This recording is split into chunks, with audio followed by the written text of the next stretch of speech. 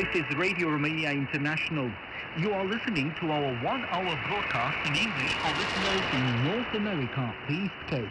We can also be heard on the internet at www.rri.ro Channel 1. You can find us on Facebook, Twitter and other social media platforms. Our programs are also available on and via satellite Eurosat 16A on 11,512 MHz, vertical polarization, azimuth 16 degrees east. Symbol rate 29,950 mega symbols per second, standard DVB-S2, modulation APSK, audio PID 510.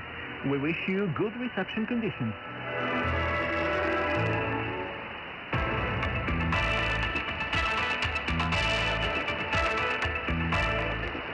Welcome, I'm Hannah Ignatescu with the news, our top stories. On Monday, the Romanian Prime Minister Ludovic Orban in Poland an official ceremony marking 75 years since the liberation of the Auschwitz-Birkenau concentration camp.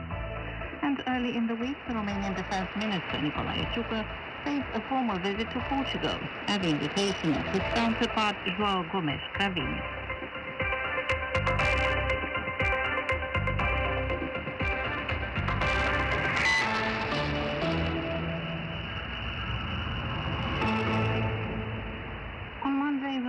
Prime Minister Ludovic Orban will attend in Poland the official ceremony marking 75 years since the liberation of the Auschwitz-Birkenau concentration camp, organized by the Warsaw authorities on the International Day of Commemoration in memory of the victims of the Holocaust. According to a communiqué issued by the Romanian government, the ceremony, which will be held under the high patronage of the Polish President Andrzej Duda, will be attended by officials from many countries, by Holocaust survivors and members of the Jewish associations.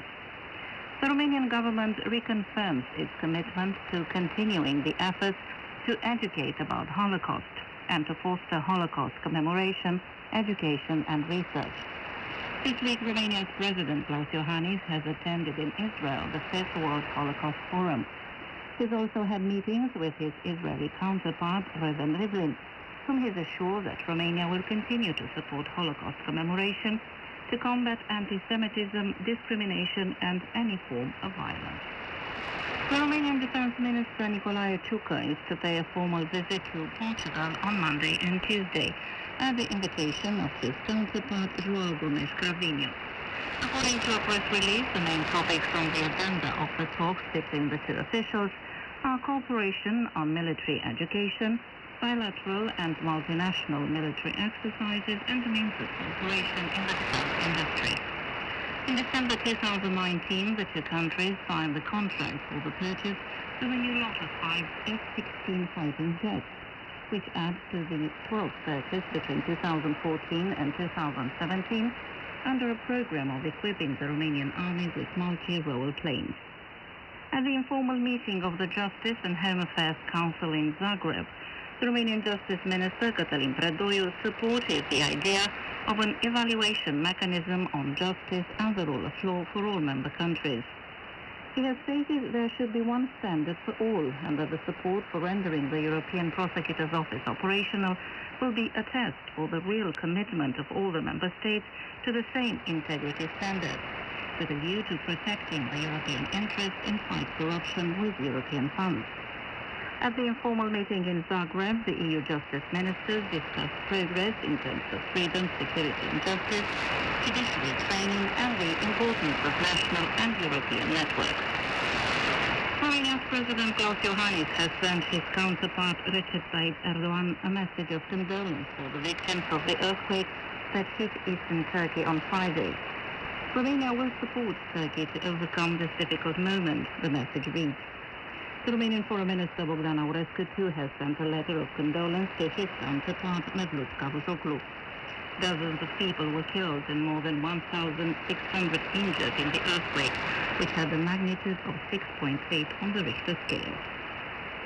Law 192 of 2019 on amending and adding to normative documents in the field of public order and safety came into force on Sunday.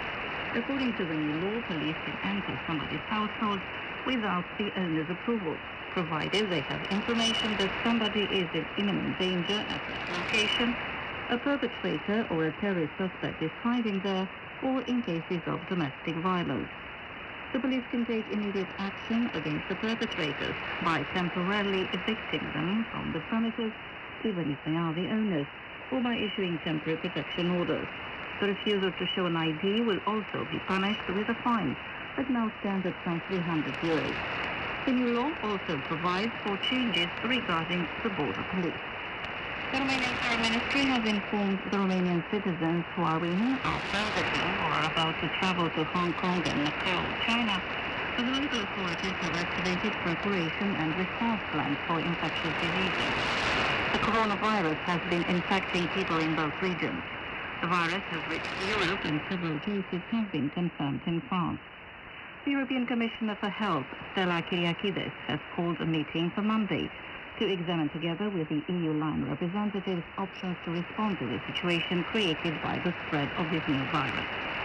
Romanian director Radu Ciorniciuc's debut film, Home, premiered on Sunday at the Sundance Film Festival, the most important independent film festival in the United States.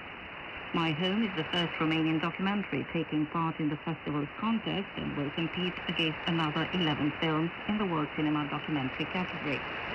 The film tells the story of a family that for 20 years lived in the Bucharest Delta in Bucharest, until the place got the status of protected area and became the first natural urban park in Romania. And that was the news.